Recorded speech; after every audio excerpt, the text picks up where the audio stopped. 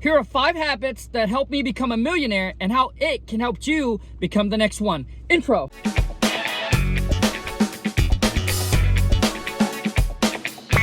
Let's go get this money! Number 1, gotta be my work ethic. My parents put me to work since the age of 9. When I first came to America, every single summer, I was picking blueberries, raspberry, strawberries, cucumber, beans.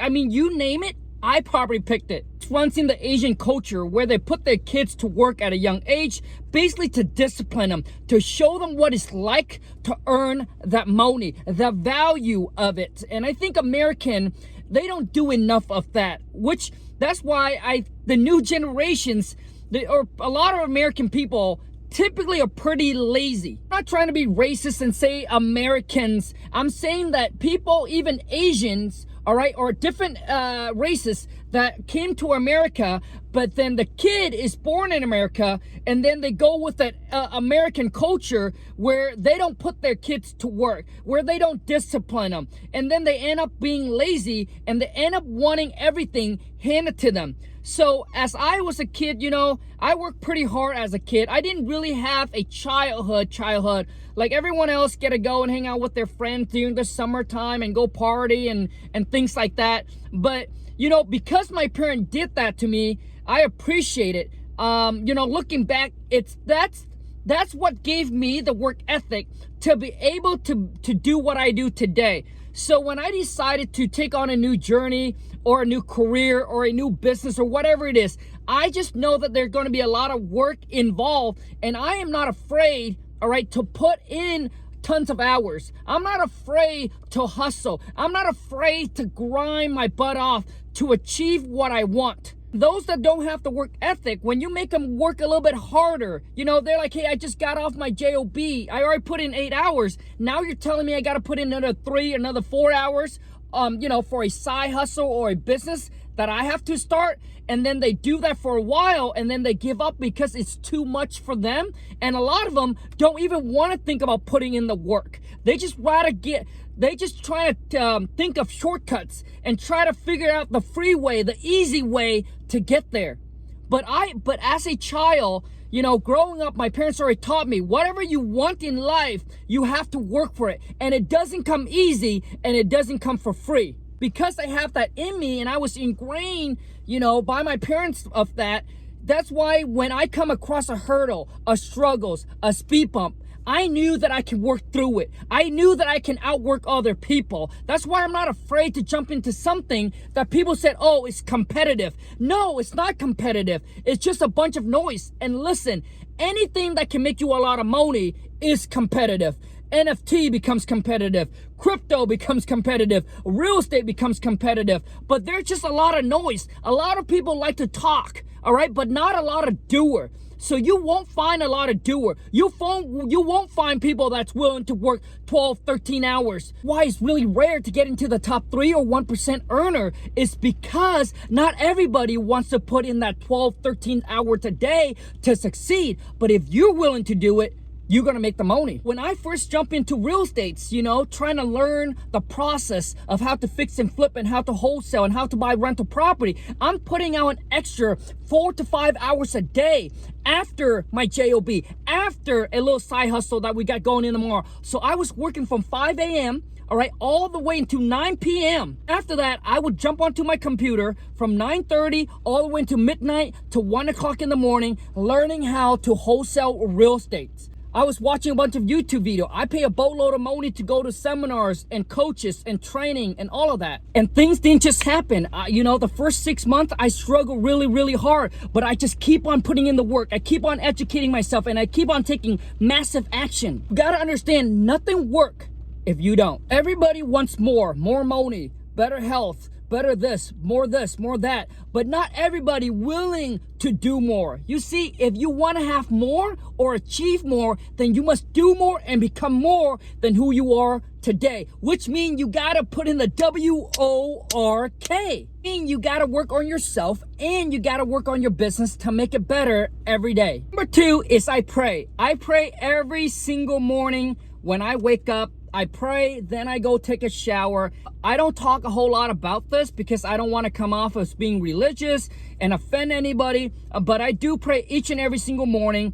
You know, I wouldn't be here doing what I do if it weren't for God. Definitely got to give him the credit for that because, you know, throughout my life, looking back, all the things that I have gone through, I made so much mistakes. I failed at so many things where to the point where I almost just want to throw in the towel and I just want to give up because sometimes it's just too hard to keep on pushing through. And I remember when I got into real estate, I almost lost everything where I couldn't see a way out. But God was there for me when no one was, just the wife, all right? The wife was always there for me. But beside that, God was always there for me. He was there to show me the way. When I see no way out, he showed me the way. And a lot of times my plan didn't work out because he has better plan for me. And a lot of times you don't see that when you're in the game, when you're in the pictures. Like you don't see that. You're dwelling on why your plan doesn't work until looking back, you're like, wow, that's why my plan didn't work out because God has better plan in store for you. Looking back, I can share with you multiple stories. So our kiosk in the mall selling hair extensions. When someone comes in and take over, right, and kick us out during the holiday season, my wife and I cry and we're like, wow, this is the only thing that we had and now God want to take it away from us. But guess what? Because of that, we decided, you know what? We need a plan B. We can't just depend on one stream of income. We need a plan B because something like this can happen to me, can happen to you, can happen to anyone. And that's why so many people depend on their job and all they got is their job as one stream of income. And when the market crash, when the economy crash, whatever it is, right? Boom, they lose their job, they lose everything they got. And because of that happened, it makes us think of plan B, and that is how we got into real estate. If that didn't happen, we would have never thought about getting into real estate and being in a better situation than we are now versus back then. You see, the kiosk makes pretty good money. We were making about 6 figures a year, but the amount of work that we have to put in it versus what I do now just to make 100K, it's just much easier now. Before that, it took me a whole entire year to make 100 G's. Now I make that within about 1.5 to 2 weeks. And every single time when I can't find an answer for something, when I don't know a way out, I always get down on my knees and I pray. And it seems like every single time God gives me an answer or show me another way, but I still gotta put in the WORK. He doesn't just gonna take you there, right? He'll show you and you just have to follow your heart and you just do it. And just trust the process. Just know that whatever you're doing today will get you to where you need it to be. And I believe that there's 2 paths in your life. So if you do good things, you start making good choices and good decisions, and it'll lead you to a better place. But if you make bad choices, then it's going to be the other way. You're going to make bad decisions, bad choices, and it's going to lead you down to the path where there is no return. Number 3 is my willingness to delay instant gratification. I think a lot of people have problem with this. They want it now. They want it instantly. They can't wait. And this is why people go buy things that they can't even afford. A nicer car, bigger house, the diamonds, the Gucci, the Louis Vuitton, the Burberry, the Rolly. They want it now and they gotta have it now. This habit plays a huge part in my success. You know, my wife and I, we live in a little shed behind mobile home park for 5 years. Even though at the time we were making 6 figure a year, we could have rent a nice apartment like everyone else would do, or go buy a nice house, upgrade our car, but we didn't. We delayed that instant gratification, make the sacrifices, continue to live in that little shed behind the mobile home park, stack our cash, all right, so we can reinvest into our business. And then that's what helps us when we got into real estate. We can leverage our money to go to seminars, hire mentors, marketing, getting systems, getting the tools that we need to help us succeed. And I do this exactly when I eat food as well. I always save the best for last. So whatever it is that's my favorite, all right, on the table, I will save that for last. And here's another example. I was making 6 figure a month about 3 years ago, where I could have gone and got my Ferrari if I wanted to, but I delay that instant gratification. I make the sacrifices. Listen, it's not easy. The thing is that you build these habits over time. And the more you do it, the easier it becomes, because you train your mind to the point where when I go buy the Ferrari, it should only be 1 month worth of my work. Not 3 months, not 6 months, not a whole entire year. And that's all about delaying instant gratification. Saving that money so you know that you need to save that money and invest into an asset, invest into your business, and invest into your self-education first before you go buy stupid shit. But most people couldn't do that. They want it now and they must get it now. So they're willing to live paycheck to paycheck, and that is why they're broke. Because they can't delay instant gratification, they can't make the sacrifices so they can have a better future. Some people watch a few videos of mine on social media and they call me cheap. But listen, I'm not cheap. I am frugal. I'm willing to spend the money, all right? I'm willing to spend the money on the car, the house, you know, the diamonds for the wife. I'm willing to spend the money. I just want to make sure whatever I'm buying, that is worth it. And also too, it shouldn't exceed more than 10% of what I make. So I'm willing to delay instant gratification, increase my income before I go buy stupid shit. So I'm not one of those millionaires where like they don't buy nice things. They don't go to expensive restaurant, or they don't eat good food. I'm not one of those millionaires. I want to dress nice. I want to have nice things. I want to have the mansions. Like I want to have it all. But I just want to make sure that all the things, all the toys and everything that I'm buying it doesn't exceed more than 10% of what I make. So until I increase my income, all right, so that way my expense, all right, can get to that 10%, but it shouldn't be more. For example, if I want to spend $100,000 a month, I need to make $1 million a month. So which means I can go drop $100,000 on stupid shit. Well, why don't you buy designer clothes? Because I don't care about designer clothes. I don't care about the Gucci, the Louis Vuitton. I go to Ross, I buy a pair of shoes that cost me 20 bucks or 30 bucks, okay? But guess what? When it gets dirty, I wear it for a few months, I throw it or I give it away and then I buy a new one. See, I don't care about the Easy. I don't care about the Nike. My whole thing is I just want a nice, fresh pair of shoes. If I can find something I like, and if it's $10, if it's $20, if it's $30, I'll buy it. If I like it, and if it's $100 or $200, and it's not even a brand name, like I will buy it. I just don't go and search for the brand name to buy only. Like my shirt here, this is at Hollister. Like I go to the clearance sections and I look at the clearance sections to see if there's anything I like. If there's something I like, I'll buy. But when I go to the front where they just came out with new things and I have to pay retail for it, I will if I like it. I don't care if people see me wearing a Gucci or not. If I like it, I will buy it and I will wear it. Whether it's $5 or $10 from Walmart, I really don't care. Because what I care more about is my bank account. That is what matters. Number 4 is I don't procrastinate. When I think of something that I want to do, I just want to go do it right away. Like I don't want to wait tomorrow. I don't want to wait for another hour or 2 hours. When I think of an idea or something I want to do, like my body just tell me go do it. Like I want to do it now. I see this happen to so many people where they think of a good idea or there's something that they want to do or they want to get into and they're like, "Oh, I'll do it tomorrow," or "I'll do it the next day or next week." Like they're waiting for that perfect timing, or they're waiting for something to happen before they go and do it. You see, when you do that, the longer you wait on an idea, on an execution or whatever it is, your mind will talk you out of it. Now think about it. How many things that you say, "Oh, I'm gonna do it," and then you put it off, and then you never even do it, or you forgot about it, or maybe your mind, or you talk yourself out of doing that. You got to keep the motion going, and you don't know if it's the right move or the wrong move until you make a move. Now, if you make a wrong move, at least you know it's wrong. You can adjust, all right, to get to where you need it to be. But if you just stand in one spot and you just don't make a move, that is the worst move of all, is not to make a move, because you're afraid, not knowing if it's the right move or the wrong move, so you procrastinate. So you end up not doing it. Procrastination kills all success. And don't let the fear hold you back from doing what you need to do. And a lot of times, whatever you fear, all right, to do, that's probably the best thing that you need to do. And I have to learn this the hard way.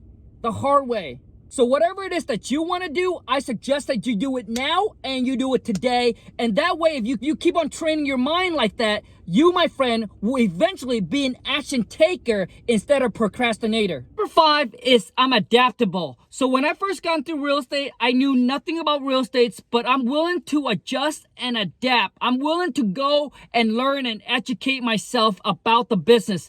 When my wife got into the hair extensions business, selling hair extensions for girls, I didn't know anything about it, right? As a guy selling hair extension, but I adjust and I adapt to my environment. I'm willing to learn things that I don't know how to do. And when I talk to people, same thing, right? If I talk to people that are not entrepreneur, I blend in with them. I adjust and adapt to my environment. Boom, very, very quick. So when I go home to my families, I don't talk about how much I make. I don't talk about real estate. I don't talk about business, or I don't talk about any of that, because I understand that they are not like that. They don't talk like I do, all right? Or how I talk to you guys. So I blend in with them, right? So when I go to my mastermind, same things. I think having the ability to blend in is also very important, because it makes you a little bit more likable, right? When you speak your mind, a lot of times you can cause a lot of conflict with people, because there are people that can't handle the truth. And when I got into social media, everything was very new to me. It was uncomfortable for me, okay, to actually record myself and things like that. But guess what? I adjust and I adapt. I knew that there's money to be made in that space. So I adjust and I adapt, and I'm willing to learn whatever I need to learn to get there so I can get that money. And when TikTok first came out, same thing. I had to adjust and I had to adapt, and I had to learn how TikTok worked so I can start posting content in there and go viral. And within like a year, I went from 0 to over 1 million followers. I think a lot of people, they can't adjust and they can't adapt to new changes. For example, right, back in the days where people used to used to the brick and mortar, and they don't start putting their stuff online, and guess what? When online start popping up, and a lot of business that are brick and mortar and they don't have their business online, boom, guess what? They get wiped out. Amazon came in and took them out. Now let's talk about the future. We got NFT and we got crypto. People that adjust and adapt to this will make a boatload of money. So I started learning about crypto. I started learning about NFT, how to start my own NFT project. Most of you who've been following me on Instagram and on TikTok and on Discord know that I'm going to launch my own NFT project sometime this year, probably in the summer. So if you want to get in, if you want to get ahead of the game, link is in the bio. Go and join me on Discord. That's where I will announce it. That's how you get whitelist, and that's how you're able to jump in and get it at the most cheap prices you can. My goal is to make sure that this NFT project will add a lot of value to the people that purchase the NFT and to the people that's going to hold it. So the whole thing is about creating this NFT is make sure people that invest into your NFT projects, that they can make money from it or gain a lot of value. That is the key to making sure that your NFT project will last and will succeed, is how do people that buys your NFT can get value, and how, most importantly, is how can they make money off of it. Not just you, but how can the people that invested in you can make money from it. That is the key. So as of right now, I'm working extremely hard. I got an NFT project manager. We came up with the art already for the NFT. I think you're gonna really love it. So it's gonna be, and I wanna make sure that it's not just strictly about real estate. So I wanna make sure the utilities and the perks behind the NFT is not just about real estate. I wanna make sure that it's go beyond real estate. So as of right now, we got 4 ideas already for the NFT project, right?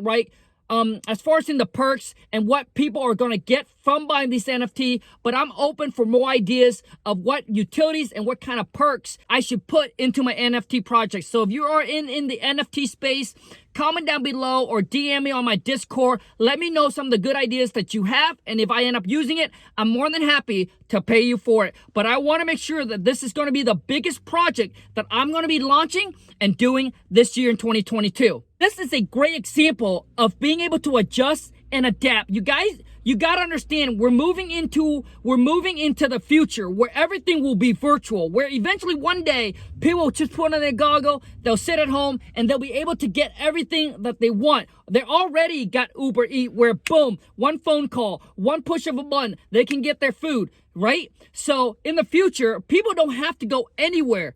Okay, they can just be at home and they can be anywhere in the world they want. And this is where the metaverse, NFT comes into play, right? So you got to make sure that you got to be able to adjust and adapt to new changes, and you got to be able to do it quick. The quicker you are, the better off you be, because the quicker you are into the game, the more money you're going to make. And if you don't adjust and adapt, listen, my friend, you will be left behind. Once again, if you want to get into my NFT project, make sure to follow me on Discord. Currently, we're almost at 10,000 followers on Discord already. Whole thing to making sure that the NFT project will work, will last, is you got to build a solid community. A community where people will rave about the NFT because they make so much money from it, or they got so much value from your NFT, from buying or from owning your NFT. But I believe that the NFT space right now, for those of you who are a content creator, who are an influencer,